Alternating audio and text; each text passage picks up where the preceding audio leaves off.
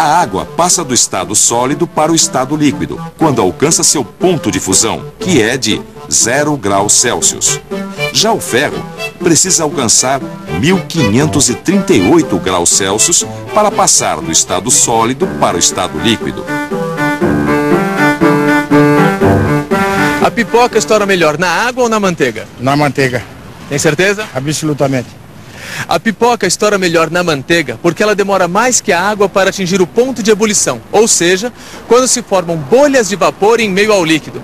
É importante lembrar que as substâncias possuem diferentes pontos de fusão e de ebulição. Na verdade, esses dois pontos variam muito, de acordo com o tipo de substância. O ponto de fusão e ebulição são duas propriedades específicas das substâncias. Através dessas propriedades, podemos distinguir as substâncias. Em aulas anteriores, já vimos uma outra propriedade das substâncias: a capacidade de conduzir corrente elétrica. Através da experiência, descobrimos que os metais são bons condutores de eletricidade. É por isso que os fios elétricos que usamos nas construções são feitos de metal, em geral de cobre, como estes aqui. Nos fios elétricos, o cobre está no estado sólido. Mas, se ele for aquecido, ele passará para o estado líquido. E nesse estado, ele conduz corrente elétrica? O cobre, tanto quanto o ouro, é um ótimo condutor de eletricidade, tanto em seu estado sólido quanto no seu estado líquido. Existem algumas substâncias que são encontradas em seu estado sólido na natureza, que somente quando dissolvidas em água, em seu estado líquido, conduzem eletricidade. É o caso, por exemplo, do cloreto de sódio, conhecido como sal de cozinha, o cloreto de lítio, entre outras substâncias. Eu entendi todas essas coisas sobre a água e sobre as substâncias. Inclusive, achei muito interessante aprender sobre os estados físicos das substâncias. Mas eu ainda não entendi por que o fogo e a água eram considerados unha e carne. Antes de voltar a isso, tem só mais uma coisa pra gente pensar. A gente viu que o ar é uma mistura de substâncias, certo? Ao contrário da água, que é só uma substância. Isso. E a gente viu que a água tem um ponto de fusão e um ponto de ebulição. Agora, qual é o ponto de fusão do ar? Bom, as substâncias têm um ponto de fusão. Agora o ar? Ah, já sei! O ar não tem ponto de fusão porque é uma mistura. Isso mesmo.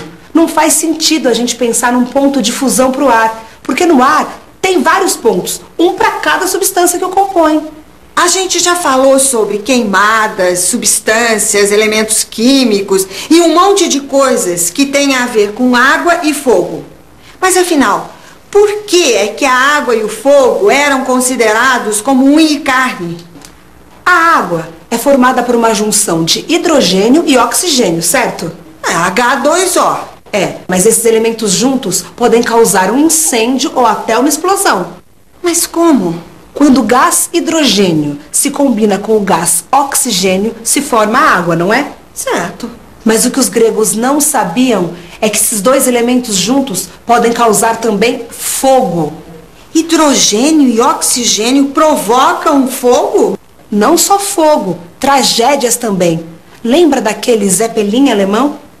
O LZ-129 Hindenburg foi um dirigível construído na Alemanha sob encomenda do governo de Adolf Hitler, visando divulgar a superioridade tecnológica do país. Conhecido como Zeppelin, o dirigível tinha 245 metros de comprimento e era sustentado no ar por 200 mil metros. Mesmo sendo o maior e mais moderno aparelho desse tipo, o Zeppelin protagonizou uma enorme tragédia em 1937.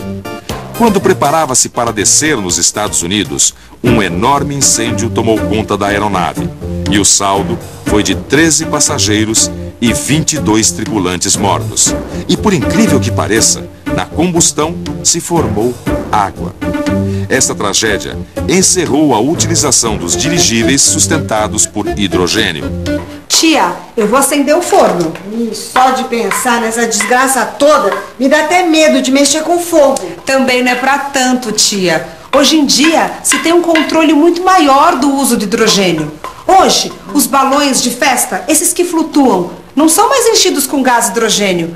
Utiliza-se outro gás que não é inflamável, chamado hélio. E pra gente não esquecer nada, que tal uma revisão? E atenção, se liga aí que é hora da revisão.